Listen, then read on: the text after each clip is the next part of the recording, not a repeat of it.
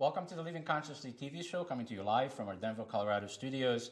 I'm your host and your moderator, Coach Steve Toth, and our theme today is how to achieve a purpose-driven wealth in our lives.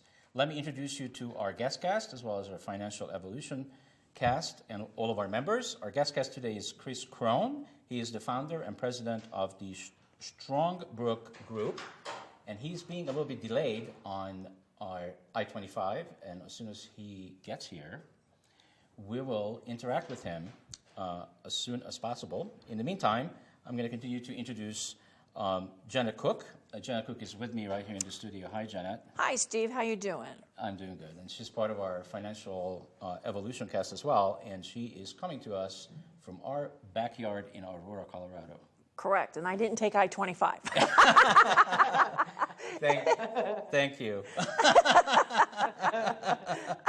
And then we also have Jamie Lerner. Jamie Lerner is also part of our Financial Evolution cast, and she's part of she's part of our cast as well, and she is coming to us from that beautiful Chicago, Illinois place. Great to be here. Thank you. That's cold a lot. Is it cold there right now? Yes, it's very cold. Oh my goodness. Yeah. All right. It's nice to have you. Thank you. All right, and last but not least, we also have Linda Dyer. She's also part of our Financial Evolution cast, and she's coming to us from Australia, the Down Under. Welcome to the show. Yes, thank you very much.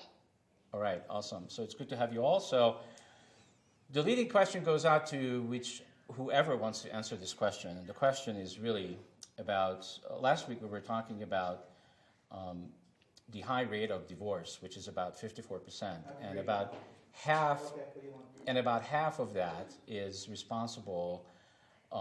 What's responsible for is our finances. People get into fights and argue about money, and that's one of the reasons why a lot of divorces happen.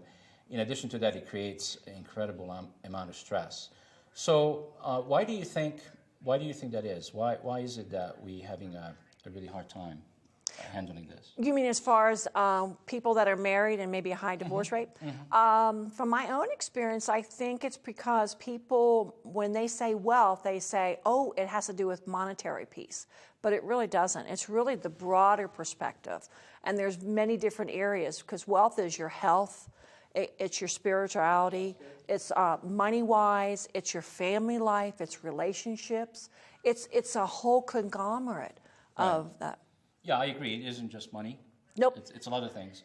But specifically, I think, especially when people go through divorce, I did my divorce a little bit differently. I basically just told my ex-wife, the first one and the second one, Just take whatever you want and go, and just let me know when you're done. Well, my first divorce, I did the same thing. I'll pay you to leave. So I didn't worry about that. Yeah, exactly. But I think a lot of people, and granted, yeah, I mean, I wasn't a millionaire or anything like that, but I think when you're talking about a substantial amount of money, people don't give it up that easily. Right? I mean, I was willing to give up my house, my cars and all of that because I have 3 kids, and I recognized that she needed to provide for the kids, and so did I, and they deserve to be in their home. But from my own experience, that when people go through divorce, they don't look at the benefit of the kids. They go straight for, okay, Steve, what do you got? How much money do you have? And and it's more of revenge, and they're going to get to you by your pocket. And that's unfortunate, because wealth has much more than to do that, because you could have all the money in the world and you have no health, that you're having sickness and your body's not moving. What good is the money? Because that's not going to fix your health. That's true. And I think that's a really good point. It's like money's been put up on a pedestal and we're disempowered by it. It becomes more powerful than anything else. It changes our energy, so that when they've got a lot of money, when the money's coming in, the whole relationship, everything's going really well. But when the money's not coming in, there's fights and arguments. It's like we can't get by. We can't manage without it. rather than know that if you're purpose-driven, if you're doing exactly what you love, the money will always come in. Well, and that's a good point, Linda, when you say that when people get into money problems, maybe in somewhere in the very beginning or in the relationship, they never really had a solid relationship. They never really saw each other consciously and who they are. Like, I see you, not your face, but I see the spiritual piece. I see that too. Okay. But yeah, so that's interesting, because when the money's not there, it depends, I think, on that relationship and that whole conglomerate of there. Because if you don't have money, then if the relationship's solid, that's just like a little bump in the road, and you just keep right on going. But like you said, it's also, like you were saying, that a lot of people, when they divorce, it's about money. As a coach, I see the opposite. I see people not divorcing that maybe should. and it's all about the money. It's about, I can't afford to leave my partner. So they stay together in separate rooms, arguing, whatever. And it's when they talk to you, it's all about, I can't afford to leave him, I can't afford to leave her, I can't afford to leave. So I think there's a good percentage, more than we probably know, that again are not totally happy in the relationship, and it's about the money. It's about the state of mind. Yeah, So if we attribute, wealth to state of mind, I think that there's a parallel, because there's many people that have substantial wealth and do not feel abundant at all. And then there are those that don't have much wealth per se and feel extremely abundant. So, I think it's really state of mind and where we're at with our... Yeah. So let's talk about our upbringing as well, because I think that's an important part. Do we have to go there? Yes, we do. How much of our upbringing has to do with this in terms of what our parents taught about money? Like, would you be willing to share, Janet, what your parents taught you about money? Like, what did they say to you? They didn't say a darn thing to me. I was the oldest of 5, and my parents worked 2 jobs, and I'm from New Jersey, born and raised. Never got the sand in my shoes. I moved when I could. But what was interesting about my upbringing, my parents worked very hard, and I didn't see much of them because they were working. But we had a color TV when color TVs come out, and I know kids, that's nothing to you, but way back when, if you had a color TV and everybody else had black and white. So I really didn't know that much about, about the wealth or the finances. I just So what happened when you asked for money? What's the response you got? I can't remember. I think it's a blocked memory. I highly recommend that you talk to your therapist about this. I will. I'll throw that in. I think with all my personal work, I haven't got to that stage yet about the money. I'm getting rid of all the other minutia stuff. Okay, what about you, I have a Jamie? passion in life, and it's to alleviate one statement that parents said to children. And every time I teach, I ask people who has had this said to them and who has said it to their children and or their spouse, and that is, we can't afford it. And every hand's up. And that's like a block in itself, that we can't afford it. And I said, how about we change that whole scenario and we look at how can we make it happen? So when a kid comes up and says, I want that, we can look at the kid and say, how can we make it happen, and work out a plan on how they can bring the money to the effect. And we've had some wonderful examples of kids attracting saxophones, all sorts of things that they needed for their music, or they wash cars to go and get their bike. And now they've got action in order to achieve. So they're purposely driven towards their wealth, rather than we can't afford it, which is such a cut-off reactive statement. So Linda, what were your parents teaching you about money? Like what are the messages that you were getting early on? Me? Uh-huh. Oh, well... It's the only Linda on the show that I know. I didn't hear you say my name. Okay. So, yeah. Well, I'm one of 7, so there's 9 of us in the family. And my dad obviously was the only one that worked then because Mum was pretty busy. So we, and he was a carpenter in a council, so there was always enough money, but the priority in our family for money was food. So my mother always had really good food on the table. I remember the griller being absolutely chock-a-block full of either lamb and or fish and or whatever. Food was a priority because health was a priority. Relationships were a priority. Money, you could get pocket money. You could go and earn it. So at the age of 11, I wanted more, and I got a job coaching tennis, and I've always worked because I wanted more than what was provided. Hang on, Linda. I'm still waiting for the messages. What were the specific messages that you got from your parents? Like, what was money? Like, did you hear things like, money doesn't grow on trees? I'm just giving you all those messages, I think, were there, but they were never said to us in a lot of ways or in a negative way. It was, you know what, we've got this amount of money and this is our priority, rather than it being a negative. But I hear what you're saying because I know it's said in a lot of families, yes. Okay, great. All right, so we have our guest that arrived just a minute ago. So I'd like to introduce him.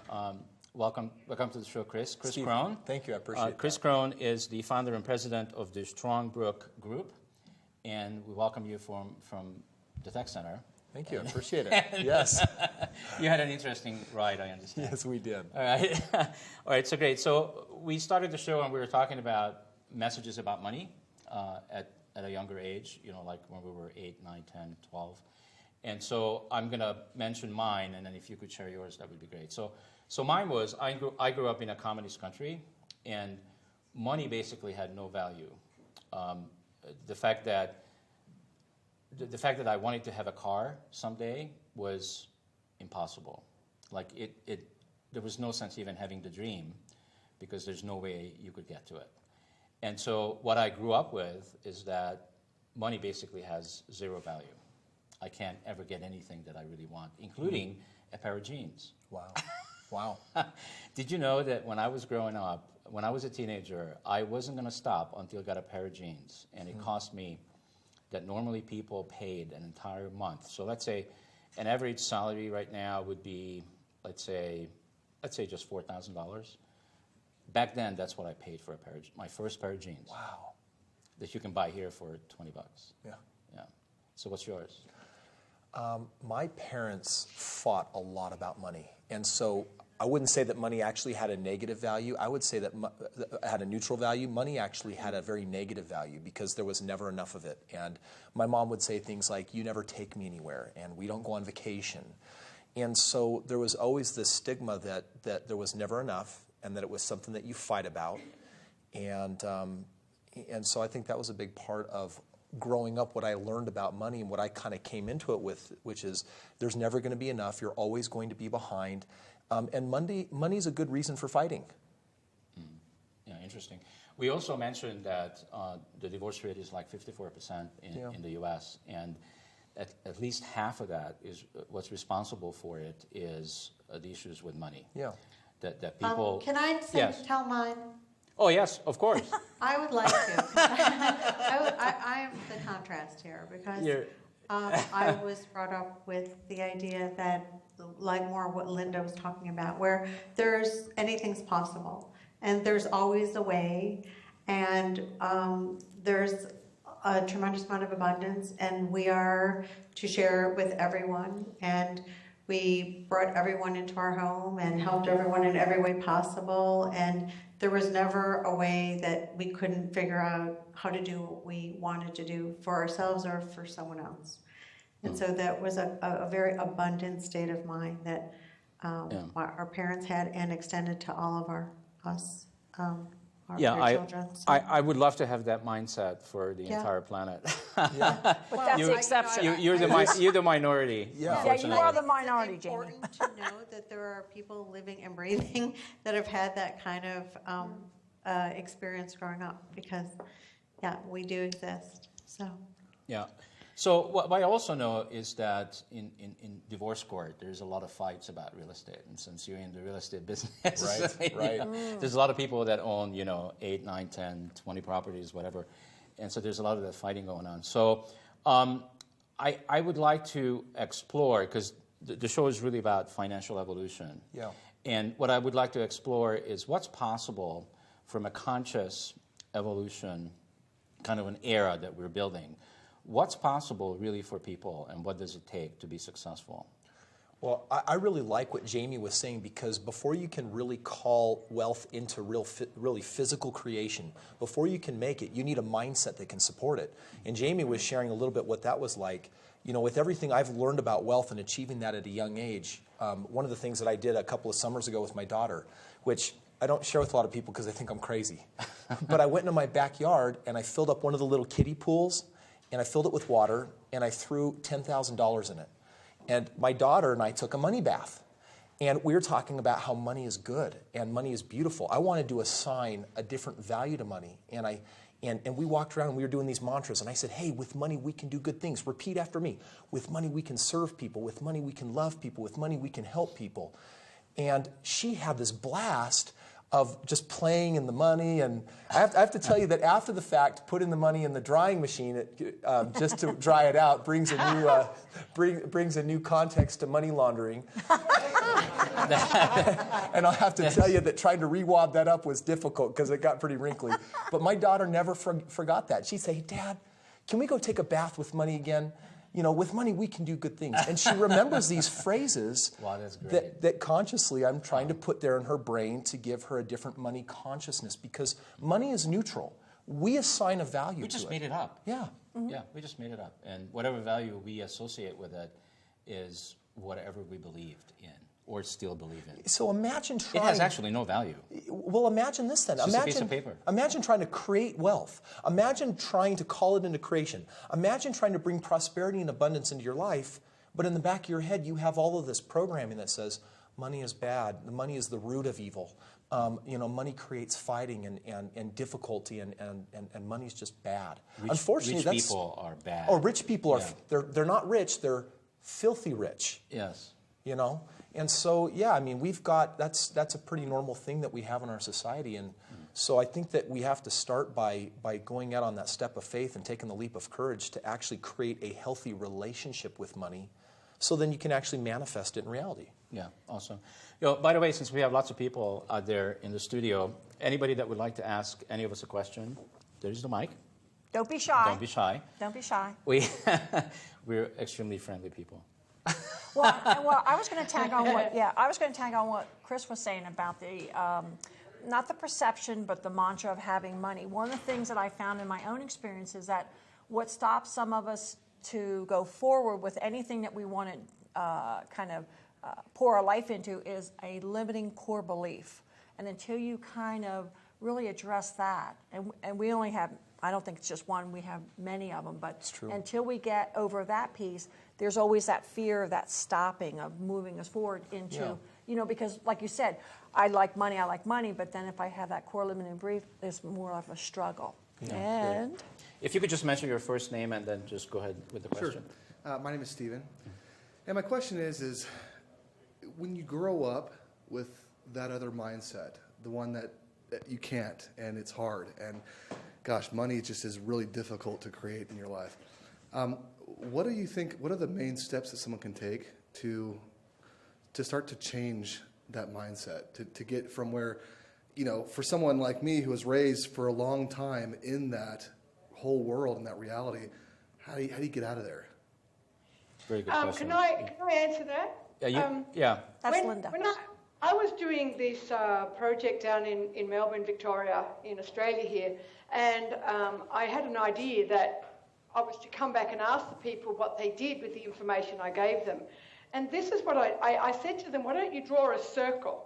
And in the middle of the circle, put in it, what is it you want? What is it you want? Is it a car? Is it a house? What is it that you want with that money? And then really, on the spokes of the wheel, put exactly what that looks like. And then say to yourself, how can I make that happen? Now, that takes away the fact that I can't afford it. Because that whole statement, I can't afford it, stops people dreaming. It stops people like you, like everyone out there, setting a goal. I've got 53-year-olds that don't know how to set a goal because of that statement, I can't afford it, I can't afford it. So it's in their workplace, it's in their house, it's in every part of their life. So when we change that and just say, how can I make that happen? And start looking at little action steps that you can take to bring the money in to make that happen. Look, kids get this.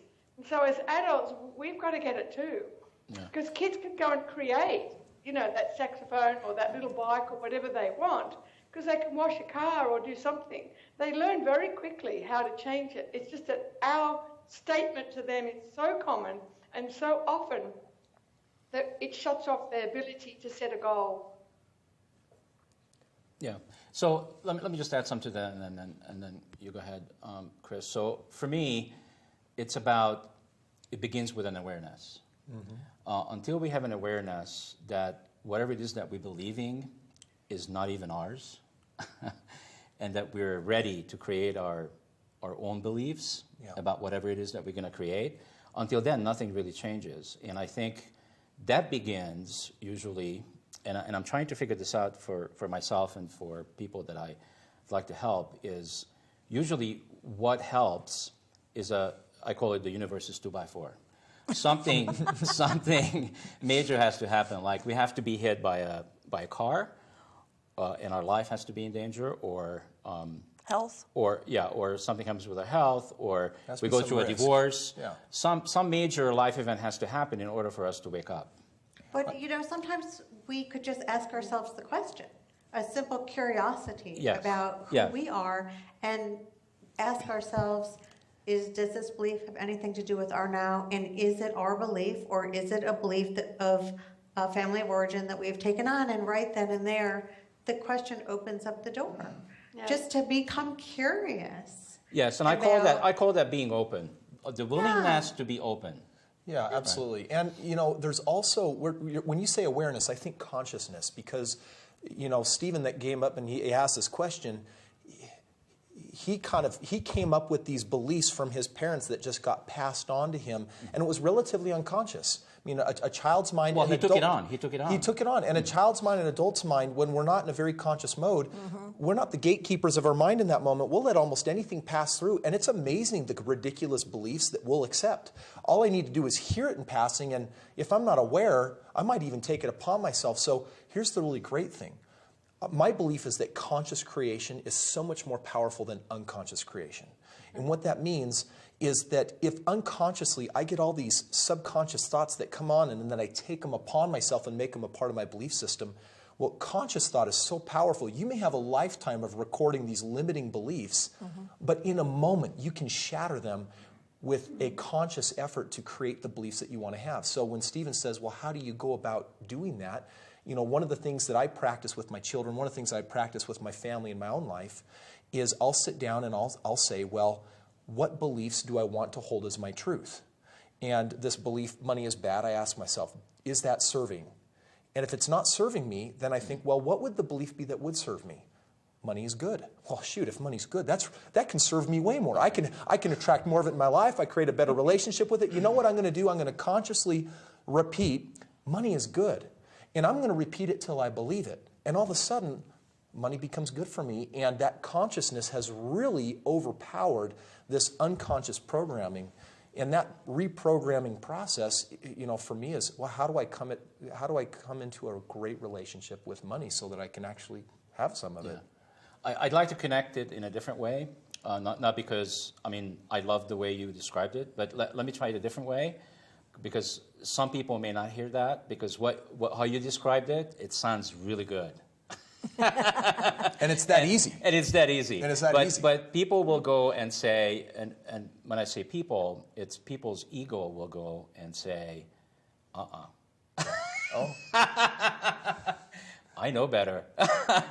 Because I have all this information in my mind, and I'm here to protect you. This is my ego speaking. And this guy, Chris, could be dangerous because he sounds really good and really slick. Yeah. And I'm here to protect you. So for me these days, what this has become all about is to manage that conversation, manage that ego, because and I made friends with my ego. I used to not like my ego, but now it's my friend, and my ego has its purpose, is to make sure that I'm here moment to moment. But when my ego starts getting into my business, and when I'm talking about business, I'm talking about what you said, which is this for my highest good? That's my business, right? Yeah. And the ego has no answer to my highest good. Well, the ego that fights for our smallness We're the one fighting for our greatness. And so, yeah, most people will defeat themselves. They don't need an opponent but themselves because they're so good at beating themselves down. At some point, we've got to ask ourselves, why would I defend my smallness? And why don't I start fighting for my greatness? Yeah. Like, why do I continue to argue for my limitations, which people do? Yeah. Yeah, how's that working? Yeah. Probably not very Just good. look at the results, you know? And then people say, I'm sure people say to you, come up to you and say, or maybe they don't come up because they already shut you down in their mind. Like they might say, what Chris is talking about, I don't deserve. Yeah. It's another limiting Because belief. it's- I'm not good enough. I'm not worthy. Yeah. I don't deserve it. It's actually the highest limiting belief in the world, that I don't deserve and I'm not good enough. They're the two high. It doesn't matter where we coach in the world. They're the two highest limiting belief, and they really are so powerful that they keep people where they are. And so just to be able to say, you know what, I do deserve. I am good enough. I can make anything happen if I just put my mind to it. But what do I want to make happen is the next question. All right, fantastic. Thank you, Linda. So just say your first name, please, and then the question. My name is Hans. Here's what I want to know is that it seems like during the last 20 or 30 years, maybe this is a generation thing. A lot of the young people today are growing up in a lot of different culture than what we did as growing up. And I'm just wondering what the best way is to get that message out to them. You know, they want their own cows. What did the Australians say? I love the accent. I don't want a cow, okay, but I do want a car. And and I want a house. And a lot of the young people today, I'm not so sure that they have that consciousness within themselves. What can we do to change that? Okay. You want me to take that or you want to take it? Go ahead. Okay. Well, what I'm learning, and I've been on this journey now for 9 years, and what I learned is, yes, I do want to change the world, but I know that the only person I can change is myself. So all I can do is inspire. So the answer really, for me, to your question is we have to inspire the young people. Or be a good role model. And we have to walk our talk and actually display to them that what we're talking about is possible and we're doing it ourselves. Because there's a lot of people out there that talk a lot of good games, but they actually not walking it. Yeah. And I think it's a combination, too, because we've been talking about mindset, which I think is a really important thing, Hans, and I agree completely with you on the mindset. And at some point, we got to manifest that in the practical world with our choices and our actions and what we do. So someone that is leading by example, it's not just in the thoughts that they think, but it's also in the things that they do. And so one of the things I love to do, I love inspiring entrepreneurship. I love inspiring start your own business, create financial control over your own life.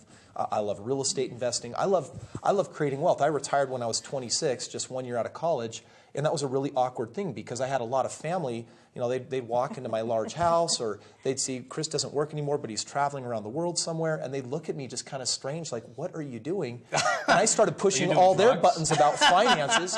And so I don't even know if it's a younger generation. I think all people at all different stages, most people, it seems, really struggle with this relationship with money.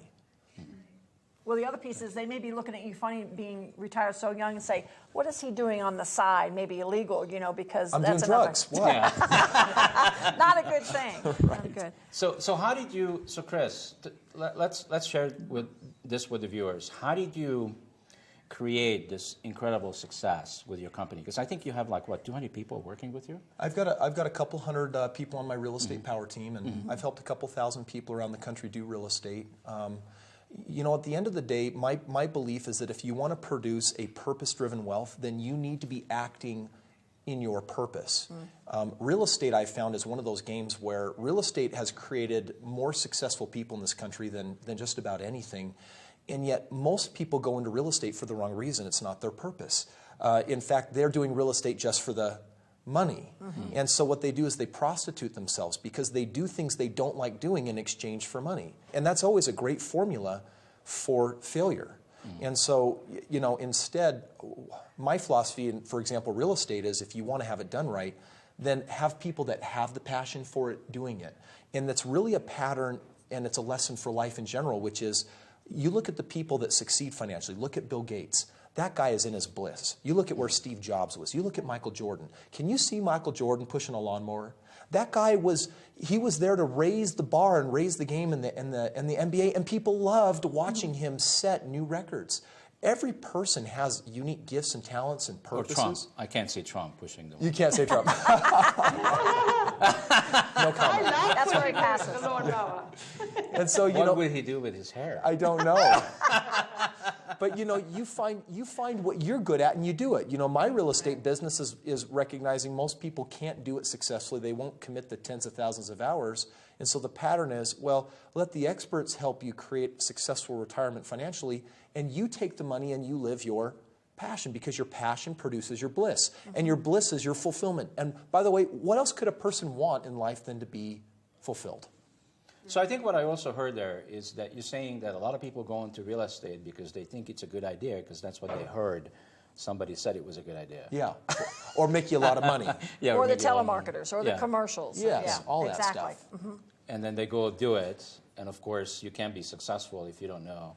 It's just like anything. It's like I didn't learn to be doing what I'm doing.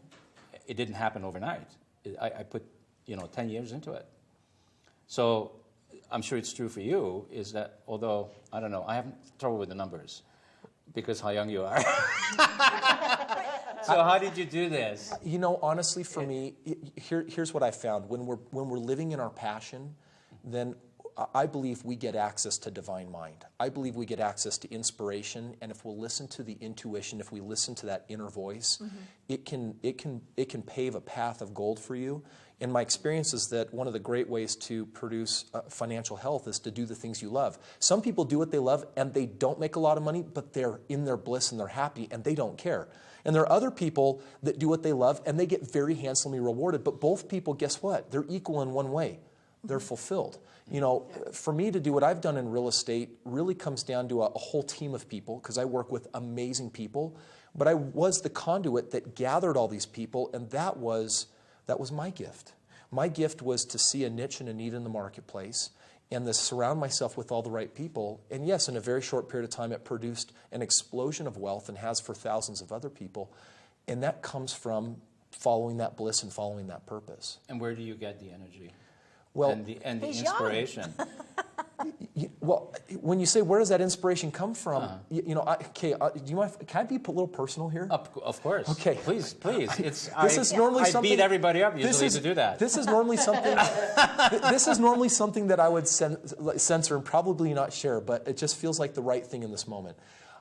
When I was young, before all this real estate wealth came about, I found myself sitting in church on Sunday, where I go to church. And during church, I'd be really trying to have a sacred moment and really have a connection with God. And at that moment, I'd start receiving all of these financial ideas. And at first, I was like, wait, you don't belong here. Go away. I'm trying to, God doesn't care about money was one of my beliefs. And so it kept persisting. And finally, I said, you know what, these are amazing downloads of information. And so I go to church, I bring my notebook, and I'd sit there and I'd start recording all of these financial maps. And I would act on this, I'll call it inspiration, literally on a daily basis. And every day it was, write this email, talk to this person, say this thing, create this system. And in the shortest period of time, this amazing amount of wealth was produced. And so I was really just in a place in my life where I was dedicated to doing what I wanted and what I loved, as opposed to selling myself short, because I had a short period of time where I was absolutely doing things that I detested and didn't like. And I just thought, wow, why you get this one life to live, depending on what you believe. If you get this one life right now, why don't you make the most of it? And so I could really only see myself doing what I loved. And so becoming financially independent was a huge part of, I want my life back unmortgaged to do what I want with my life, with my time. And now it's interesting that the same gift that created my wealth, I have so much passion for it. That's what I do for other people now. And I have a whole team that gives the same gift of wealth to others so that they're free to live their life and live that higher mission. And that produces purpose-driven wealth. Wow, And really what you're talking about, though, is trusting yourself and being open to receiving, which we all have the capacity to do.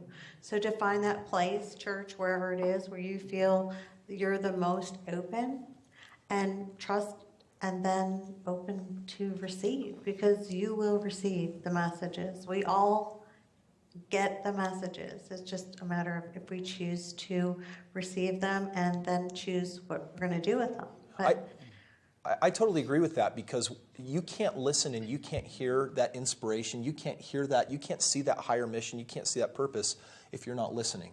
And the best way to avoid listening is to be enrolled in things that you don't believe in, to doing things with your time that you don't like. MSNBC recently had a statistic that I saw online. They said that 87% of people found in a particular poll were found to have a job that they didn't like. And I thought to myself, oh, can you imagine 40 or 60 hours every week of your prime time dedicated to doing what you didn't want to do? Wow. I mean, what an energy suck. That's going to close the doors and keep you from being able to hear that message. And people are watching the clock and hoping that it would be 5 o'clock, and it goes and it's very, 11. very slow. And they're growing older too. and the world that I live in, it's like I'm doing all these shows, and an hour show for me is like a 5-minute experience. Yeah, it So goes I by don't- too much I don't fun. even watch the clock. So, it's very interesting. So I'm also very curious about, because I feel that you are a conscious, awake human being, and I'm curious about conscious corporation. Since you mentioned that you have, at least 200 people around you, how do you apply consciousness to a corporate environment? Well, I have, I think it comes down to culture, because if you think about a company, a lot of times people focus on what it does or how they do it. But the real secret to creating a culture inside of a corporation consciously comes down to the why do you do it. And if you can't enroll people in why they're engaged in something, and if you're not attracting employees that believe in the higher mission and the higher cause of what you're doing, then they're just going to show up and it's going to be a 9 to 5 for them. But if you can, and this is part of the hiring process, if you can attract people that, when we hire someone, we expose them to our company and have them check the company out, because what I want them to do first is to experience it and really test them. Hey, can you get passionate about this? Can you get behind this? And once they're in, then continue making an investment on the why, not just always focusing on working in the business, but you work on the business by focusing on building that culture with connecting people to the why. That creates a consciousness where in my company, people are passionately, if they've got to work overtime or weekends or whatever, they do whatever it takes to help the client have the experience they want to have, and it's a team effort. And that comes about, I believe, from focusing on why are we here. Wow, And, great. yeah, also having a shared vision, having your vision with everybody else having the same thing, and also probably just incorporating. But it is the culture. Yeah, interesting. Yeah, I mean, we took that on ourselves with the entire cast. I mean, we've been doing this for 2 years, just this show. But what's interesting is that my corporate experience tells me, which I spent more than 20 years in, is that people are very committed in the corporate environment to get one up on each other. Yeah. Like that's what they spend their entire time and energy on, is I'm better than you, or I know it better than you. Or I'm going to get to the top before you. I'm going to do whatever I have to do to make sure that I get up the ladder faster than you will. Yeah. So, but you don't experience that in your company. I Doesn't get much attention. I got to be honest. I feel like we have a really special thing happening inside of our company. It's taken years to build. One of the things that we do is we'll regularly get together with the company and share the vision with them, help them understand how we're progressing the vision, and how an email recently went out from my chief operations officer, and he was giving all these kudos to everyone in the company without using names. And at the end of this long email, he just said, you notice I didn't put any names in here because none of these feats would have been possible if it hadn't been for the team. And so there's this collectiveness where everyone is part of achieving something great. And there's a lot of products and services out there that if you don't have a passion for it, that it's almost like living a lie. And so I find in our culture that part of that is finding people that love doing what they do, whether it's the janitor on up to the whatever. Everyone knows that they're bringing about a change in someone's life. And it's easy to get behind something when you know that you're making an impact. Right. So I wanted to run this by you. So for me, what ends up happening, and I don't want to bring my past corporate experience in because it doesn't matter. It's in the past. But in terms of the future, in terms of what corporate, conscious corporations have an opportunity to build, for me, it's about our ability to tell the truth. Yeah. You know, in the moment. So I'm curious about your experience when you call a meeting, because I've been part of way too many meetings where you ask a question, and like I really want to acknowledge the people that came up and asked the question, because that takes something. And usually in corporate environments, I'm noticing the president or the CEO says something, and nobody's willing to tell the truth. Or it's masking something. Yeah. It's almost like there's got to be this firewall. I'll tell you that when I started my company, I was actually that way. I was a really inauthentic person, and where you say tell the truth, for me, I use the word authenticity and your truth. and being I'm talking genuine. about your truth. Yeah, and so you know, I used to be a people pleaser, and so I thought that I needed to say whatever needed to be said to make people happy, and then I learned, oh wow, that just means I'm going around being a spreader of lies. and then I went through a phase where everyone hated me because I became real candid. So you had to find Real your candid. It's Wow. like no filter. Like, I really tell you how I feel. I did that too, and I used to piss a lot of people off, really. Today, today, I think that you create a lot of respect. Instead of leading from behind, you lead from the front by being willing to be in the trenches and by being willing to call it how it is. And if you're going through a rough patch, to communicate what that is. If anything, I've found that if we can communicate that honestly, that everyone says, sounds like we're in trouble. How can we all do our part to fix this? And it's almost like they want to rally around and say, let's make this better. And so, yeah, I think I've tried out both in my company, and by far being honest or candid, being genuine, being authentic, for me, most importantly, is what resonates with people, because people can tell when you're not being real. Whether they're aware or not, they They'll can tell. sense the energy. I had a great experience of that, Chris, when I was working in the Philippines. And this guy decided that he wanted the company to change. And I said, well, in order for the company to change, you have to change. It comes from the leader. And it was so profound because he put all his staff through a mindset course. And then he said to them, what I'll do is I'll value your worth. So in other words, whatever you give to the client, making the client feel special, we will value that. And they didn't come in on weekends, they weren't paid for extra hours or anything. He changed everything in his company. We went in on the Saturday and all the people were working. And he went, what? And I said, well, now you valued them. You know, they're in here because you said to them that they'll value that they're going to get paid according to the business they bring in and also the service they provide to the people. His company just absolutely doubled its profits in the next 3 months. And the whole atmosphere changed because everyone felt like now they felt a part of the organisation. Oh, yeah. They were a part of the corporation. So to me, what you were saying is wealth. Therefore, that's a very wealthy organisation where the product is the people. The people, we don't give enough emphasis on the people that work in the company, because 62% or more of our money coming into corporate goes back to them, but we don't even understand them. So when we start to understand the people that are working with us, we have a very wealthy organisation.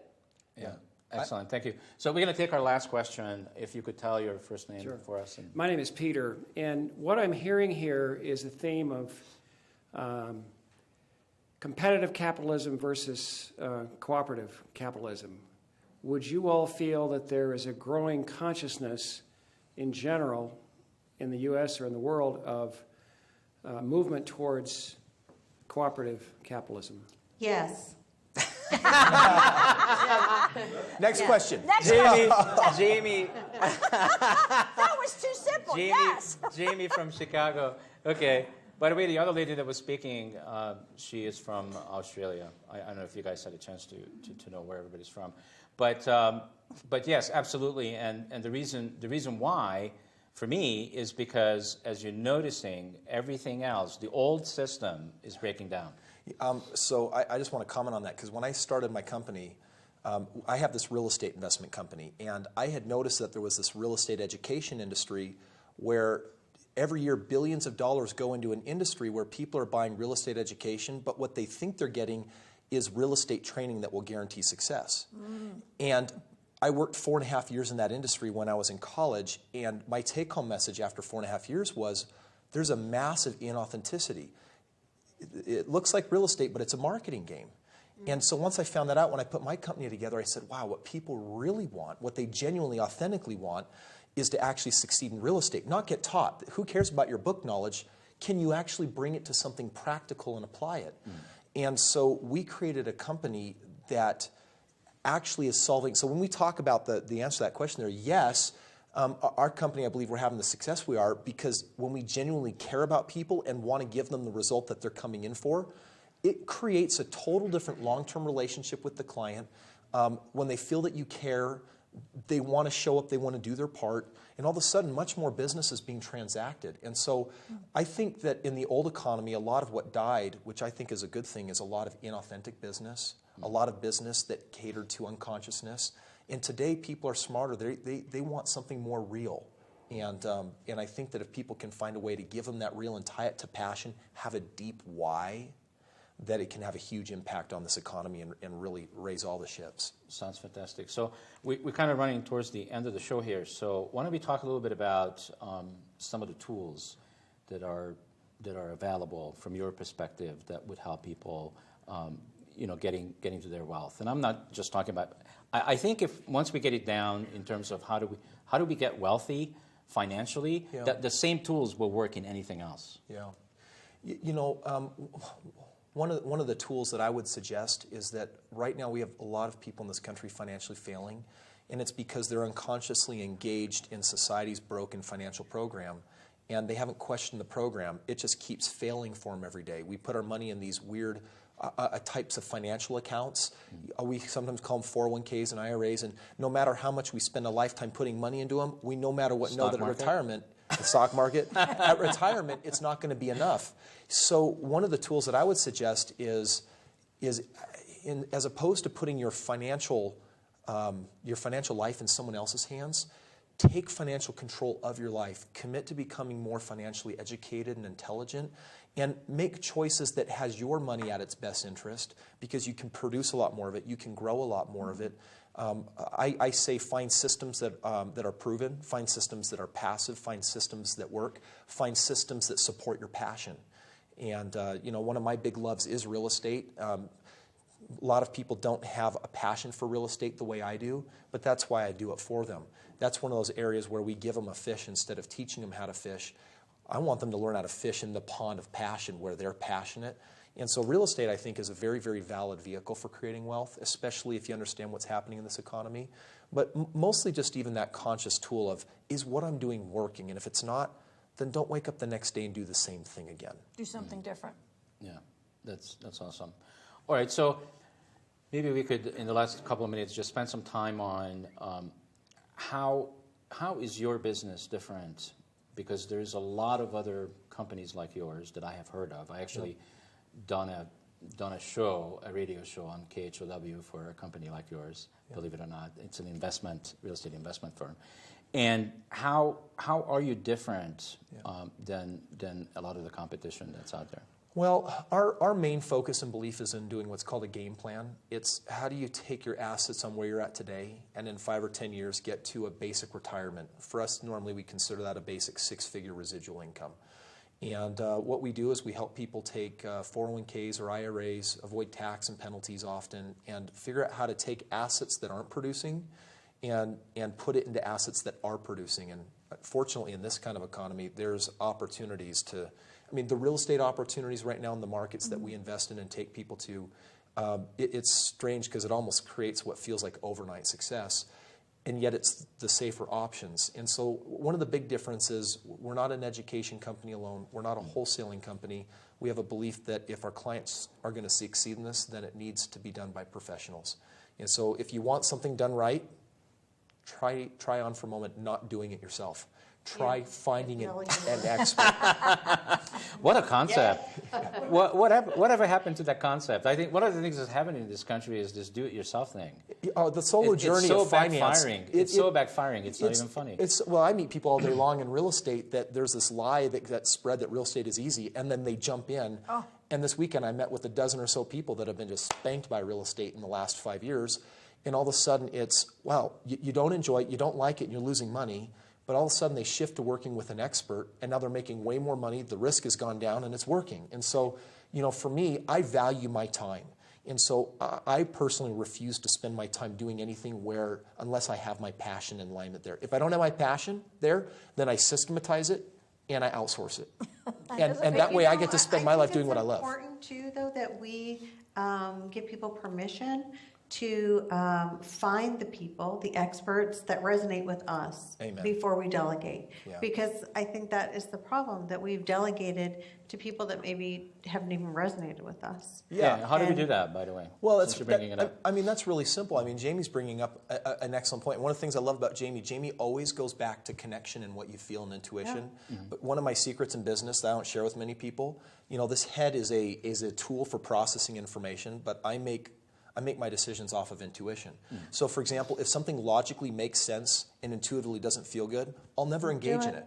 But the second something makes sense and feels good, I do it. And the thing, and especially when things do not make sense but they feel right, I do them too. Intuition. Wow. That intuitive process. Yeah, I am the same way. Pretty amazing. Yeah. We call it trusting the gut. Trusting. Yeah, great. All right, so let's just go around the table for a few minutes here, and just I'm feeling that we haven't given probably enough tools. Let's do some more tools for our viewers. Like, how do people even would get started? Let's say, okay, so we did this show today, and we've touched, moved, and inspired some people. What's the next thing they should be doing? I'd start off by saying that they should research what their options are out there. And that's the first thing that I think a lot of people don't know, is they don't really look to what their options look like and what they are. And so my company is an option, and for the people it resonates with, I love showing people a specific plan of action of what it would look like if we were to work together, so that they have a really good idea on what that looks like. And so I think that's a really important tool, is just having the opportunity to know what's available and what's out there. So what process do you go through? Because I'm sure that a potential client of yours would want to check you out, and you want to check them out. What's the process that you use to make sure there's a fit? They usually go to our website. They'll usually read a couple of chapters in one of my 2 books. They'll see what other people are saying online. I think that vetting process is really important, especially where I work with long-term relationships, and I'm really interested in having a very long-term relationship with people to get them in 5 or 10 years to the goal of where they want to be. So getting a chance to read in the book or getting a chance to go to the website is a really great way for them to really try on the process. But especially, I offer a free consultation of what's called a game plan. I live my life according to opportunity cost, which is, what am I foregoing because of the choice that I've made? And so financially, if I've got my money sitting in one bucket and it's not working for me and losing value, what's my next best option that I could compare that? And so I play a comparison game of showing people, well, here's what you're missing out on by your current options, and now you can weigh that out and see if that resonates with you and makes sense. Oh, okay. So ultimately, they have to make a choice. They have to make the choice. I can't make that choice for them. So you won't take somebody on and say, okay, so here's $100,000 out of my 401k. It's almost like a partnership. Make it work for me. They have to choose in. Okay. Yeah. Got it. For accountability and responsibility's sake. All right, great. All right, so let's see. So I'd like to hear from some of our cast members. You've been fairly quiet back there. From Australia and from Chicago. So do you have any tips that you want to share with us? What would you like to hear from us? Some tips. Some tools. Tips. Some tools. Some tips. Some tools and tips for our viewers. Okay. Yeah. Well, I think that what Chris says is really important in terms of feeling out your options. So I think that once we can trust ourselves to feel out what feels best for us, and then move to the next best option, I think that's really a good thing to do. And sometimes people are afraid to make that move, and I think we have to trust ourselves, because clearly if it's not working, it's not working. And that's okay.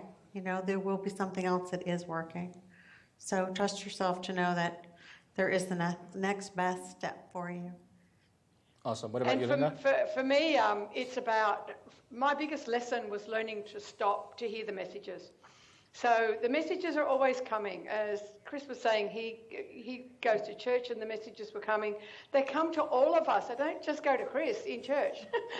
They go to everybody. When the messages come, they're always coming to everybody. It's just how many of us, and me included, how many of us are so busy trying to make the money or whatever it is, or not get people in to mow the lawn and do so we can do our passion, because we weren't trained like that. So how many of us need to just stop and hear the messages? Go and find that place where you can just sit and relax and allow the messages to come in, and then trust that you can go ahead and do that. In other words, trust your gut. It took me three days of, I would say, almost like a terror barrier when I went from doing everything to stopping and hearing the messages, and then attracting up to 14 people in my company to help me do what I do, because I want to just do that. Linda, thank you. You got 5 seconds. Okay, find the passion. All right, high five. I like that. Find the passion. All right. And for me, it's actually find out really who you are, what makes you tick, and what your passion is. Because once you know that, I know for me, everything else opens up and everything else will begin to be clear and it will make sense. All right, so other than that, I want to thank everybody here in the studio, as well as everybody that's been watching us streaming and also live on Channel 56. And of course, anything that we said today or anything that you heard, felt, that touched, moved, and inspired you, please go to livingconsciously.tv. Otherwise, come back again next week, always the same time, same place, 3 o'clock on Channel 56 on Comcast. Thank you so much. Love you all. See you next week. Love you. Bye. Bye-bye. Bye.